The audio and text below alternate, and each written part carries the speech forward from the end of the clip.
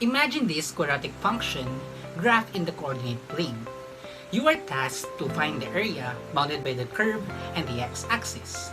How will you do it? Hey! What's up, learners? I am Jeremiah Daniel, and I'll be discussing an elegant topic in basic calculus called the Riemann Sum. Since our primary years, we've been taught by our mathematics teachers on how to get areas of geometric figures such as triangles, rectangles, squares, regular polygons, and circles by giving us the derived formula for each. We cannot use these formulas to find the areas of irregular shapes, say curves, like the one in the problem earlier. The function graph is f of x times 8 minus x.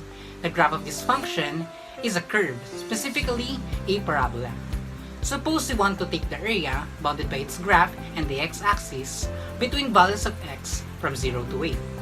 Since the height of the curve is always changing as x takes different values, we cannot use the previous method to find the area.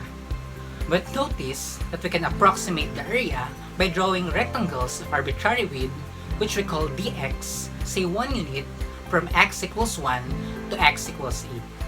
These are called the Riemann Rectangles, and this technique of approximation is called the Riemann Sum, named after the German mathematician Georg Riemann. This rectangle yields an area of 7 square units. Getting all the sum of all these rectangles give us 84 square units as the rough estimation for the area under the curve. The idea is that the approximation gets more accurate as the width dx of the rectangles gets smaller. At dx equals 1/2, we get that the area of the rectangles is 85 square units. And if we continue this process, as dx approaches 0, the sum of the areas of the rectangles approaches the real value of the area under the curve, which in this case is 85.333 or 256/3 square units, the answer to our problem.